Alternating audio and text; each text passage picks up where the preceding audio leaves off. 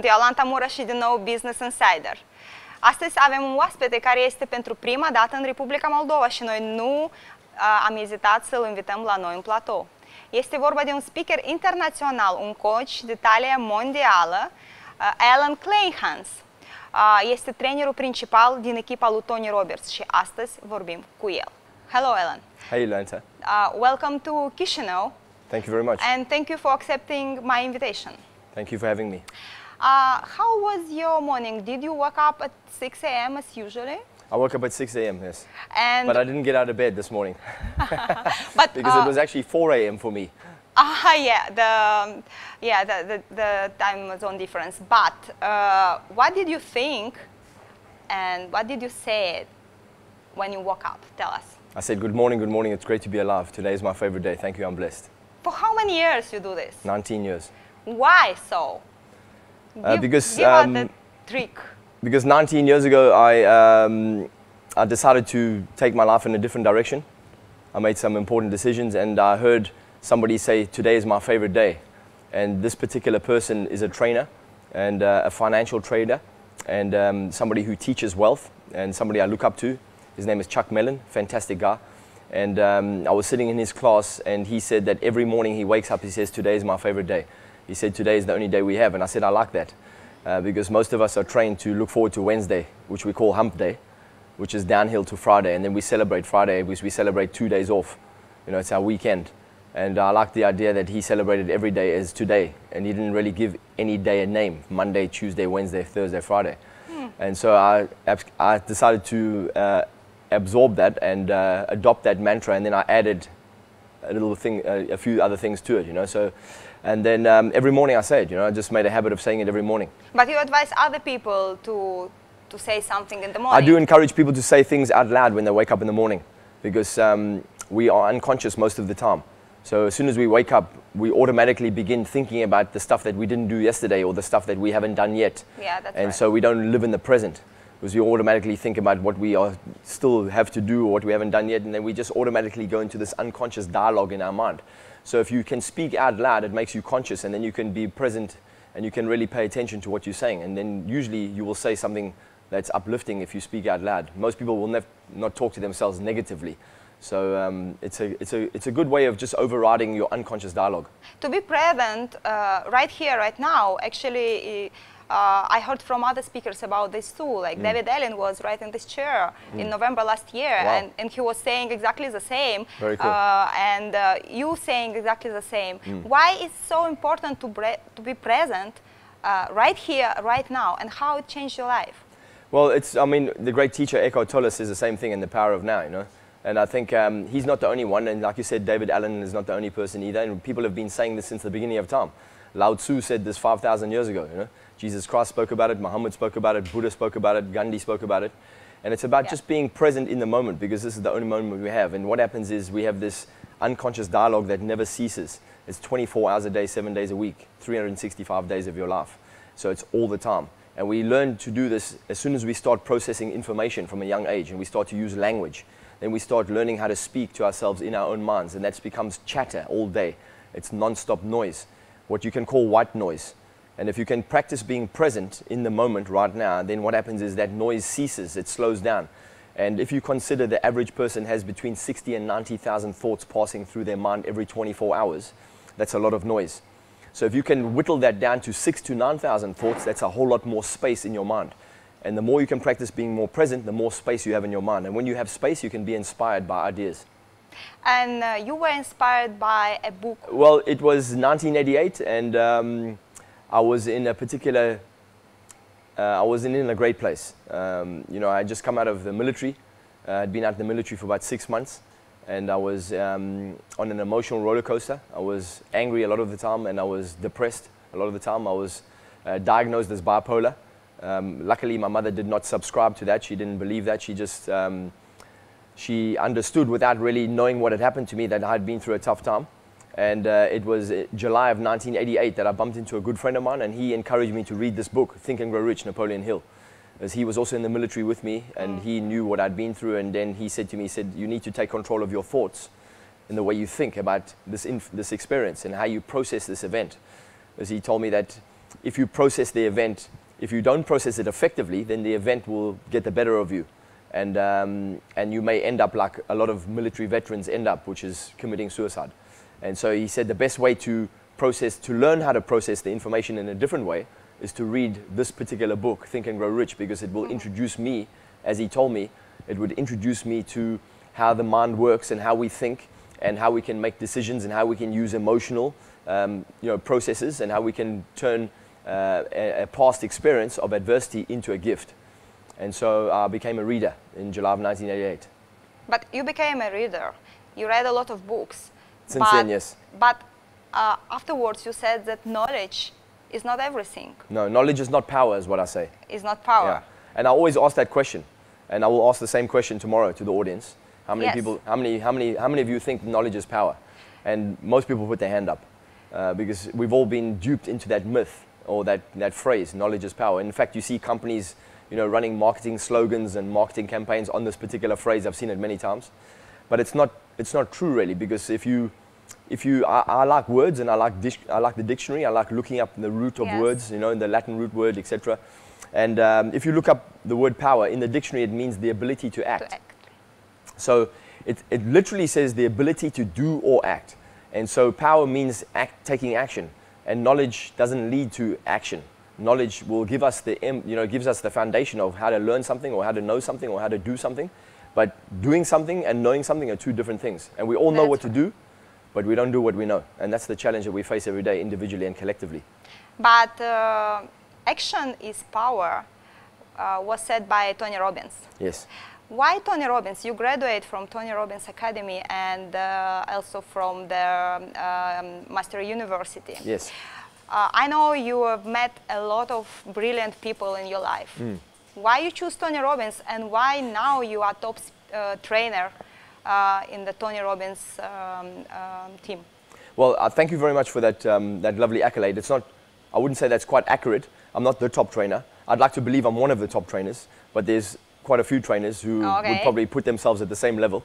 And because it's a very high standard within that. I try to make some advertisement for you. Thank you. You're very honest. It's a very high standard that we all have to adhere to there. But your question is a good one. I've had many teachers, including my own parents, including my teachers at school, which most of them I never really listened to because I wasn't academic. However, when I came across Tony's work in 1990 for the first time, which is when I bought his book for the first time, his first book, Unlimited Power, it really impacted me because it was my very first introduction to neuro-linguistic programming. And I'd never heard of it before that. And so it was a fascinating insight into how the brain works and how we process information and how we access information in our mind, whether we visual, auditory, or kinesthetic. And we all have access to these 5 senses. And we also talk about a 6th sense, which is your intuition. However, most of us never really get into that until we actually begin to inquire and ask much bigger questions. But Tony impressed me because when I saw him live for the first time, his energy, I already had a sense of his energy on the cassette tapes that I was listening to for the previous 9 years. Between 90 and 99, I'd been listening to him on cassette. And by that stage, I'd read his other book too, Awaken the Giant Within, and Notes from a Friend. And so I was already impressed with his skill set and his ability and what he had achieved in his own life at a young age. But when I saw him live for the first time, his energy was incredible. And my energy, I've always had a lot of energy. My challenge has always been when I was younger is that my energy was very dispersed and very erratic. And so what Tony taught me is how to channel that energy and direct it. And to direct it into whatever it is you want to create.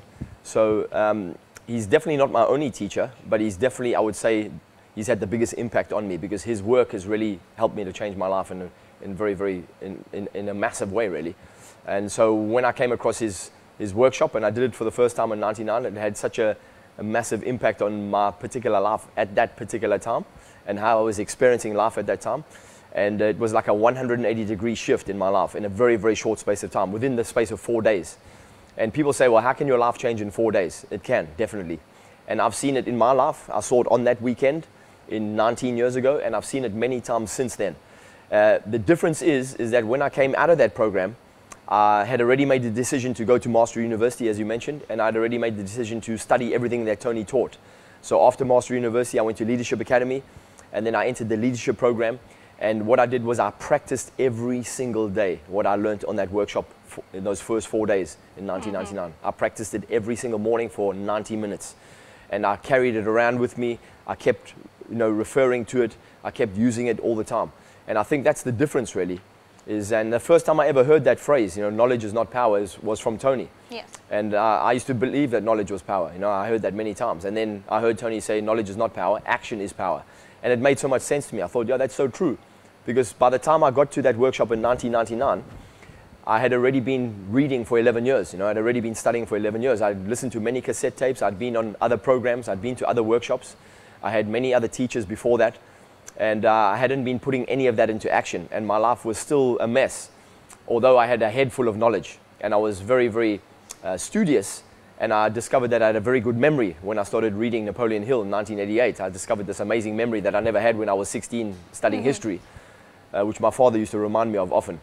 So I began to practice and practice and practice. And then the more I practiced, the more I started to see changes. And I think that's the challenge that most people face. They go to a workshop and they don't practice what they learn at the workshop. And even if you just practice one thing continuously and consistently, that one thing can change your life. How a person has to be chosen by Tony Robbins to be a trainer in his team.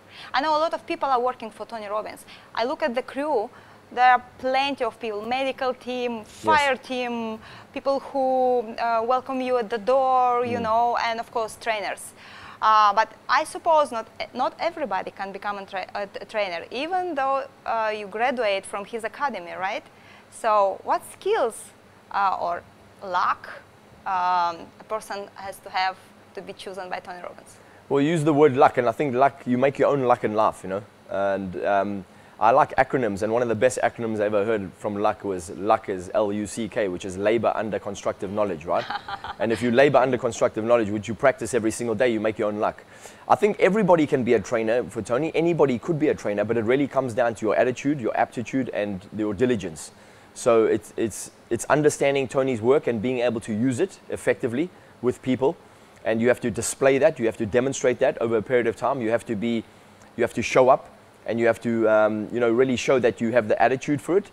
And over a period of time, there's a process where you will continuously be monitored and trained, and then you have to keep displaying your skills. And then over a period of time, once you display the requirements, the necessary requirements, then you get promoted to trainer.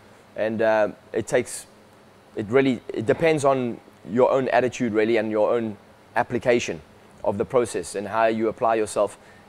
That determines the time it takes. So some people it might take 3 years. Some people it might take 10 years. Really, it just depends how often you show up and how you apply yourself in that environment. You mentioned people, all those other people. Most of those people are volunteers. Tony obviously has an organization, and then he has the corporate organization and the people who work for him, the employees, and obviously those people will also play a necessary part. But a lot of those people that you mentioned, the fire team, the door greeters, the state inducers, the mic runners, the medical team, those are all volunteers, and they come from all walks of life, and they have all kinds of backgrounds. They're professional people. Many of them are doctors, many of them are accountants, lawyers. They keep showing up in that environment because they get so much value out of it. And it's an environment that does produce a lot of change, which is why Tony's still #1 in the industry after 43 years. Why? Because the energy, or because what he's actually teaching? It's because what is the phenomenon of Tony Robbins? The one single answer to that question would be because of the standard that he holds himself to. He holds himself to an exceptionally high standard. That's why he's an exceptional human being. He demands so much of himself in terms of serving other people, and his one goal has been, how can I serve people? That's been his mission his whole life. And he has a huge mission, which is to end suffering for human beings. That's his mission. And he wants to serve people in any way he can. So he holds himself to that standard every single day. Is how can I serve people at a higher level every single day? So when you have if that's driving you, and he's achieved remarkable things in his career, and he started achieving those things at a very, very young age, and he continued. He's continued in that vein for 43 years, and he's widely recognized as the best in the industry because he has that standard where he operates at a standard so much higher than other people. I understand that, but our show is about the business, and I had a brief look over the Tony Robbins business. Yes. He has a holding with 40 companies, Yes. with the sales over the 5 billion Yes. per year. Yeah. So yes, he's doing charity. Yes. He's feeding people. He has this amazing project providing meals for people. At the same time, he's making money. So Tony Robbins, is this about helping people or this is about money? Well, I think it's both really, right? Because I think you can only help people if you're successful. You know, there's too many people who are trying to help other people and they're not yet successful themselves. So then they do it from a place of resentment, or they're doing it, they get to a place, eventually they'll get to a place where they're feeling resentful. You've got to be able to serve yourself first. And success is all about that. You know, everyone has their own definition of success, but success really is being able to do what you want to do and help other people at the same time. So I think Tony is he's a great epitome of that. He's you know, the ultimate epitome of that kind of success, where he's got to a place where he can help. You know, he can feed 400 million people this year with the help of Feeding America, and their goal is to feed 1 billion people. I mean, that's a big goal, right? To feed 1 billion people. I mean, you can't do that without a great team. You can't do that without resources. You can't do that with, you know, other people who are willing to get on board with your mission. And people will only get on board with a big mission if they identify somebody who has the ability to lead them in that particular direction. So he has that ability, you know, and he's, you know, we're all in business to make profit. Anybody who's watching this interview is in business will recognize that fact. That's the truth, right? That's why we're in business, is to make profit. But what we do with that profit is what makes the difference. Some people will keep their profit and not do anything with it. Other people will share their profit. And Tony's not the only person who does that. The world is littered with amazing people, men and women, who have achieved great heights and success and then shared their success and shared their money with other people and help people who are not so fortunate. And I think that's what Tony's foundation is all about, is how can we help people who are not so fortunate. And in order to do that, we need money to do it. So, you know, business is business, but then really, you know, it's about contribution too, right? But success is about feeling fulfilled. Yes.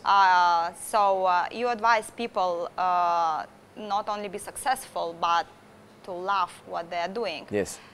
Can you explain more accurate what it's about? Yeah, sure. And that research, you know, which shows that there are a lot of heart attacks in the morning between 8 and 10 a.m. Yeah, Monday morning. I mean, is this real? Well, the first time I ever heard that was from Dr. Deepak Chopra. And he said it's accurate. So, and he's not the only one who says it. And I think it's accurate because most people don't want to go to work on a Monday morning, you know. Most people do not like their job. They hate their jobs. Yeah, they do. It's a fact, you know. Apparently, the latest statistics, if you look at business, you know, there's statistics everywhere, and people say, well, most statistics are made up on the spot, and I don't know how much accuracy there is in that.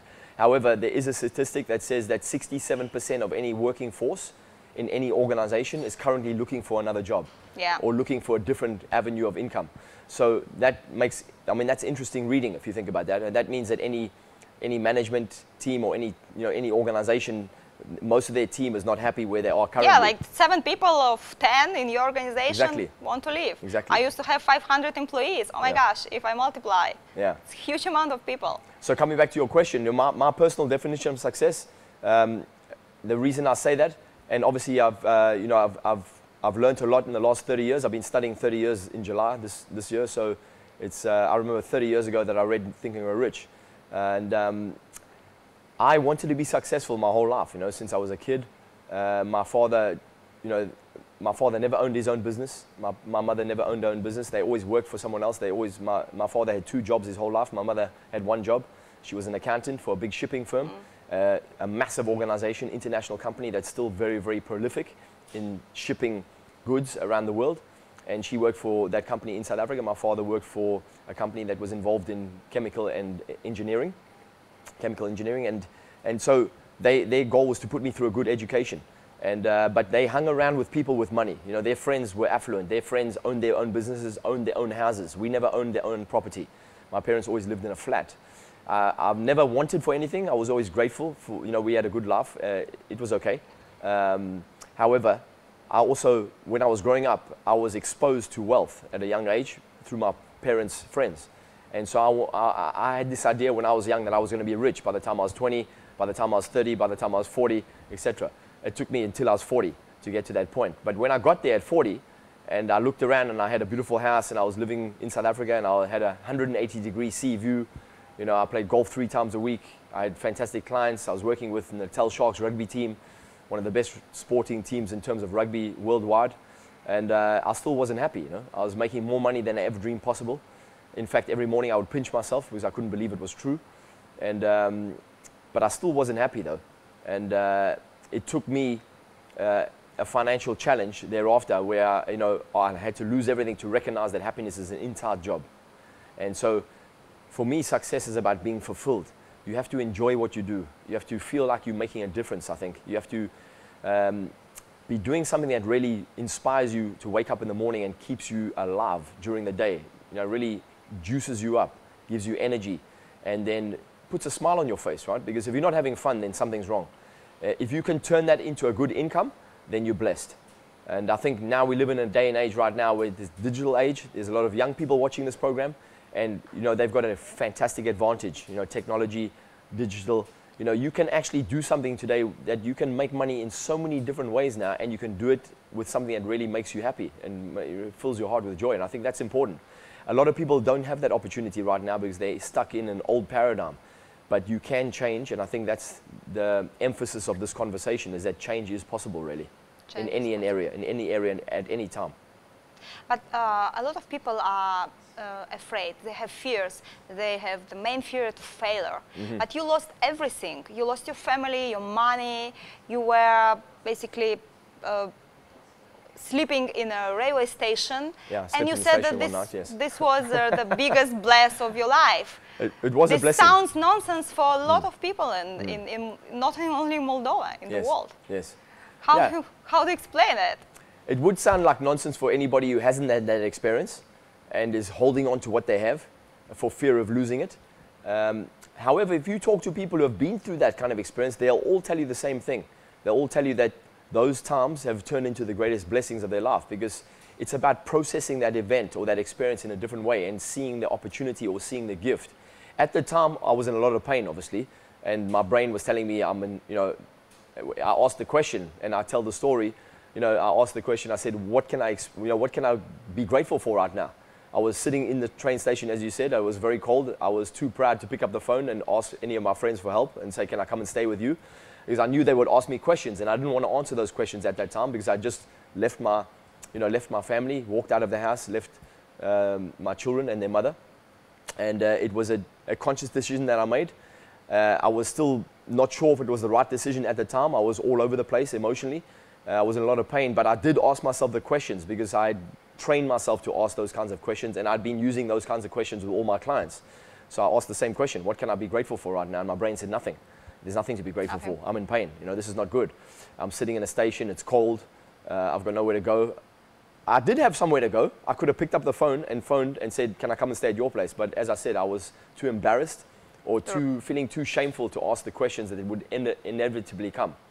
And so looking back though, when I came out of that, and I kept asking the questions until I got the answers I wanted.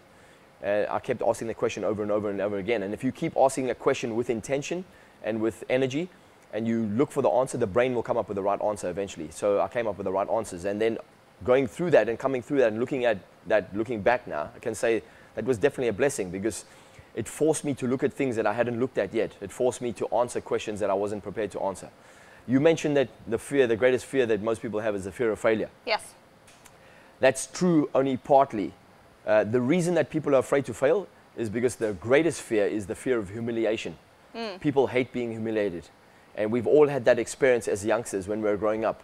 We've been humiliated by people we love. We've always felt we've had embarrassing situations in our youth. And that is the ultimate fear for us. And being humiliated in public is what really scares people. So if we look at the way we live now, you know, in the social age, and it's goldfish bowl kind of living, you know, everyone's looking at our lives online. So people are always trying to portray their best life. And most people are afraid to let people see what's really going on, because that's the ultimate fear. What happens if people find out that I'm not really doing so well? Or what happens if they find out I made a mistake? What happens if they find out I cheated on my wife? What happens if they find out I took drugs when I was young? Or I did this when and I made this mistake? That's what people are really afraid of. And why people caring so much about what other people are saying? Because we always care what other people think about us, because we get a lot of our identity from other people. A lot of our own self-respect comes from the respect of others. So we feel that when people don't respect us, we lose respect in ourselves. And we have this thing, it's reared in us when we're very young, you know, because we rely on our parents when we're young We're dependent on other people for 18, 20 years of our life. And then still then after that, we still haven't really learned to be independent, especially about how we feel about ourselves. And that's our greatest challenge, really. But about the humiliation, you also have a law of forgiveness. Can we use this law in the cases of humiliation when we were humiliated? Does it help?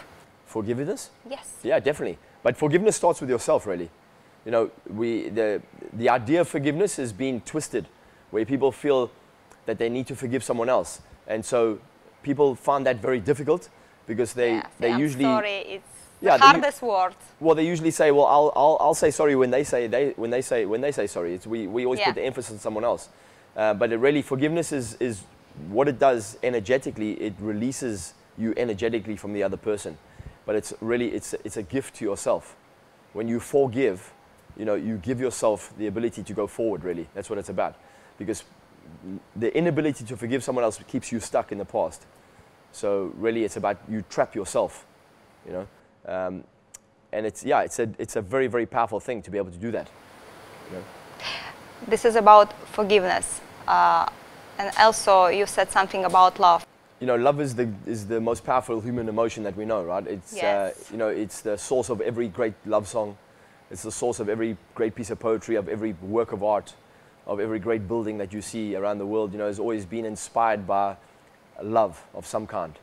And so love is something that we learn when we were very young. We learn that love is conditional. You know, our parents don't mean to do it to us. They're just doing the best they can with the resources they have. They've learned that from their parents, who learned it from their parents, etc. So it's passed down, that particular style of love. So if you're good, then I'll love you. If you're not good, then I'll retract my love. And we do it unconsciously without even meaning to. You know, we see it all the time when you see parents interacting with their children. It's not something we mean to do, because it doesn't mean that a parent doesn't love their child. You know, you never stop loving your child, but the way we behave using love, because love is an adjective, it's a verb, it's something that we do, right? It's something that we be, but we have to do it in order to experience it. So we've got to give it away. But we can't give it away effectively if we don't have it in ourselves, you know. So that really, you have a lot of people in a relationship, and usually most relationships are very resentful. You know, there's an underlying resentment there, because it's kind of like, how come you don't give me something back? You know, I'm giving you so much, but you're not giving me anything back. And that's the wrong way to go about it, really. So there has to be a shift in consciousness, and you have to give it to yourself, and you've got to give it to yourself every day, because, you know, nobody's going to come up to you, you know, and just come here and say, oh, come on, let me give you some love, right? You look like you need some love, right? People don't do that.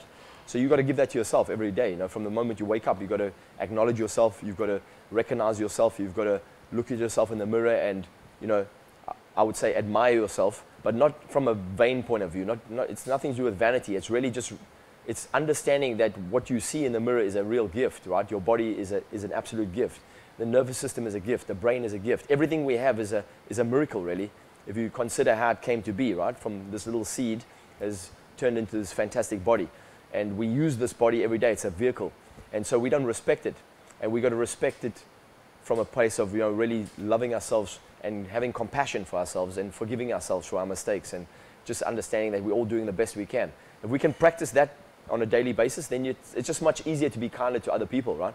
And kindness is something we all relate to. It doesn't matter what, what background we come from, what experience we've had in life, which God we pray to, what our religion is. We can all understand kindness. Everybody understands kindness.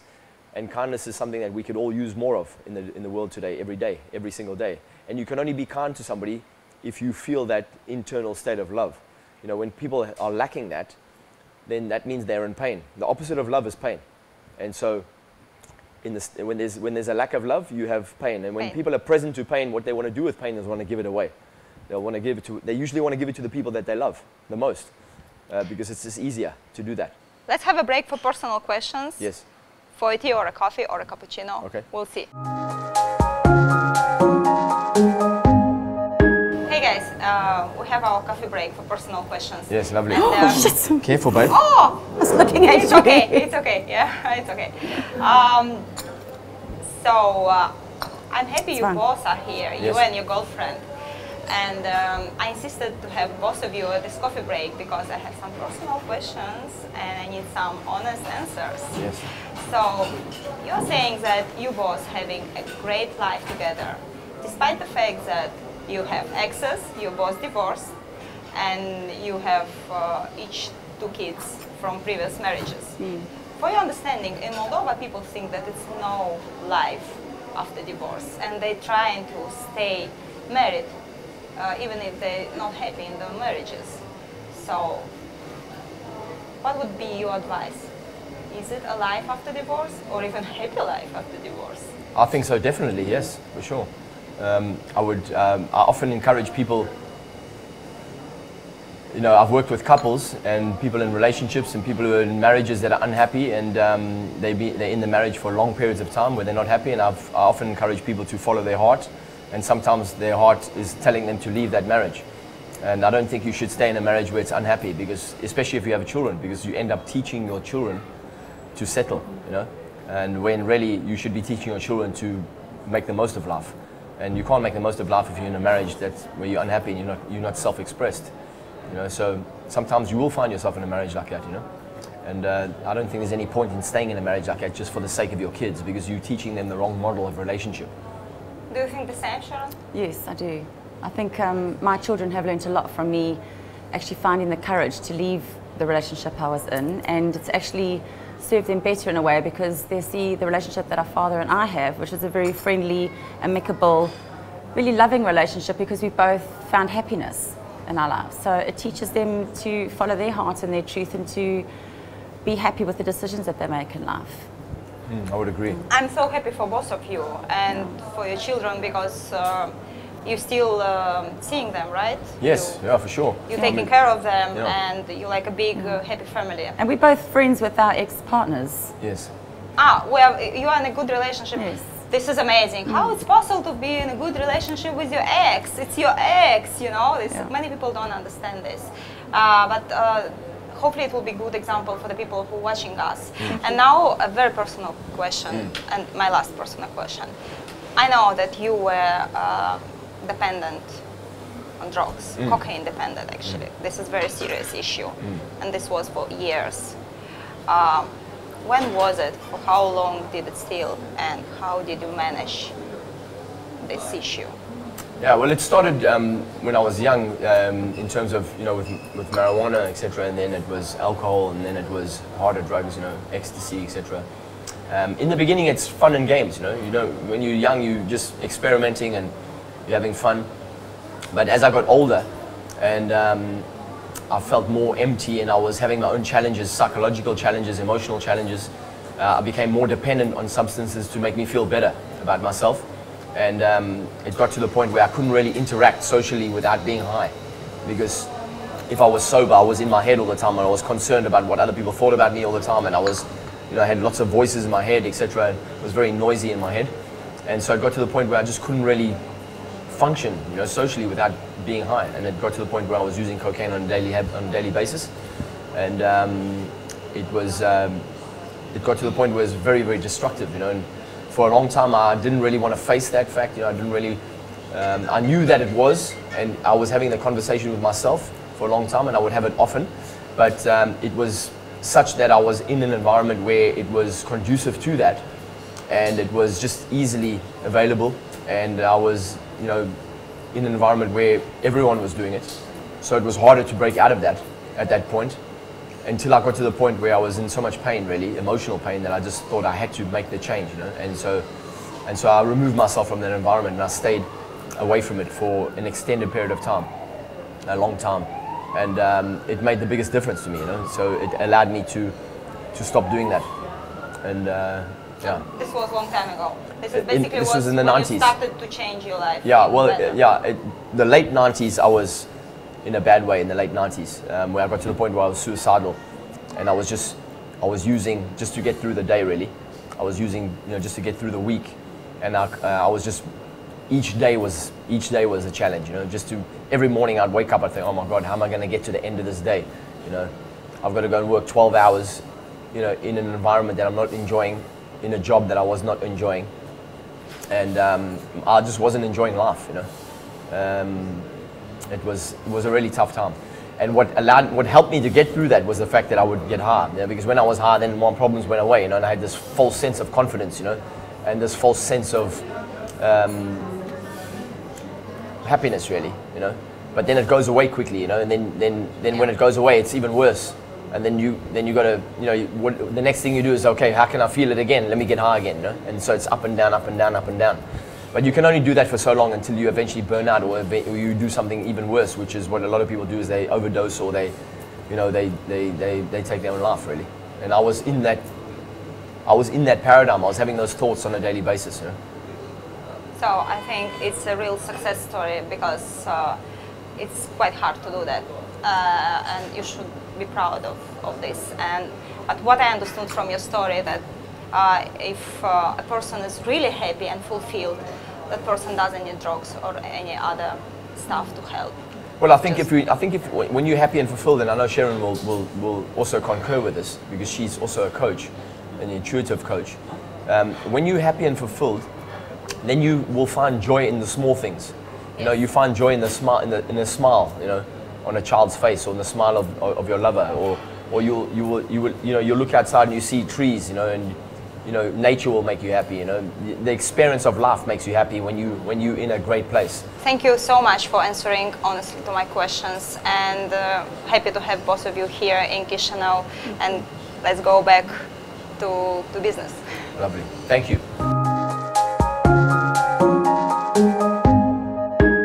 Okay, it was a nice break, but still we didn't succeed to discuss about the Chisinau training. Yes. This is your first time, hopefully not last time.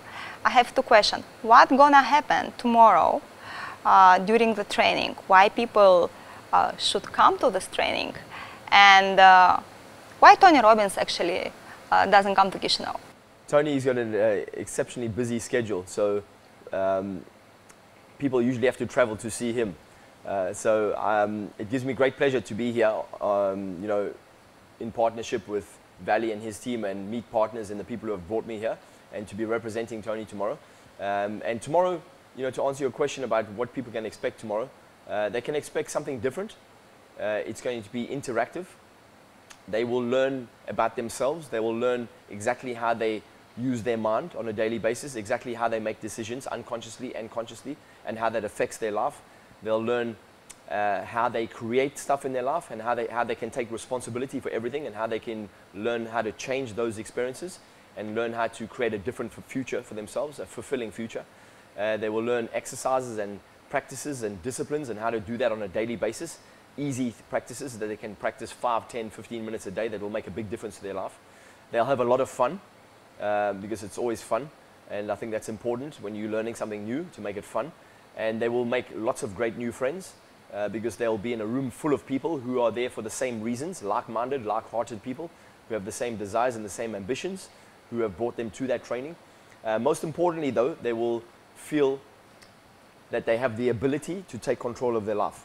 And I think that's a great thing, because a lot of us feel that our life is out of our control, that our future is out of our control, because we are so subjected to all the challenges around us, to the events, things, the environments, the circumstances, and everything that's going on in the world around us, you know. And it's a very fast-paced life that we live right now. And you know, we live in this technology age, and this amazing technology boost that's taking place. And so we are experienced to so many things that are competing for our focus. So tomorrow, what people are going to learn is how to focus, and how to really take control and take responsibility for the things that they want to create. And also how to process challenging things that they've been through, painful things they've been through. We've all been through painful experiences. And what most people don't want to do is they don't want to deal with that, you know. And so what they do is they bury it, and they don't realize that even though they've buried it and they don't think about it anymore, it still affects them. So tomorrow they're going to learn how to process that effectively, and how to let go of that stuff that they don't really want to deal with anymore, but do it in a healthy way, so it doesn't really affect them anymore, and take the best of that experience and use it as a great lesson, so they can create a future that they love. But this is only one day. Can you change people's life in one day? Because we were discussing about 4 days of Tony Robbins. Well, I think it takes a moment to change your life. Yeah, it doesn't take that long. It comes down to making a new decision. And you make a new decision in a second. You can decide, today I'm not going to do that anymore. I'm going to do something different from this moment forward. And that moment changes everything. But what takes long, though, in change, and why, you know, if you look at traditional change and therapy, etc., you know, the reason that it takes so long is because people have a challenging time making that decision. You know, they keep, should I do it? Shouldn't I do it? Should I do it? Should I? Maybe I should, maybe I shouldn't. Maybe I should, maybe I shouldn't. You know, so that's what really causes people pain, because they are on the fence for so long. But when you just decide to get off the fence, and you decide to get off the fence on the other side, and once you make the decision, and then you look at how you can support yourself in going forward to sustain that decision with your environment, a supportive people, accountability, then everything changes. But it changes in that one moment, right? I think this is a very positive note to finish our discussion. I'll be there tomorrow. Thank you again. Thank you. I would love to come back to Moldova again. Have fun in Moldova. By the way, I heard that you are a great golf player. You actually mentioned that you used to play 3 times a week golf, and will be going to play golf right now here in Chisinau. Unbelievable, but true. Yes, I'm excited. Yes, so see you on the golf Hopefully field. I play well. I heard you play well. I can play well. Okay, thank you. Thank you. Thank you very much, Allan. Thank you very much. Acesta a fost Business Insider. Noi cu Allan acum mergem să jucăm golf. Iar cu dumneavoastră ne vedem foarte curând. Cu drag, Iolanta Mura. Vă iubesc. Ukraine and Moldova are standing on crossroads. Global markets offer new opportunities, but the lack of educated workforce stops local businesses from thriving. Today, more than ever, companies need to attract talent with top managerial skills. What if we could offer our local talent world-class education while they would commit to invest in new visions and energies in their homeland? At Seed Grant, we believe in game changers. That's why we provide financial support to young leaders from Ukraine and Moldova who are admitted to one of the top 50 MBAs and are committed to change their countries for the better. You can be the change too. Apply for one of the U.S. top 50 MBA programs. If you're admitted, you qualify for the Seed Grant Scholarship that will cover up to 100% of tuition fees. After graduation, return home and commit for at least 3 years of work. Apply now for Seed Grant. Unleash your full potential and change Moldova and Ukraine for the better.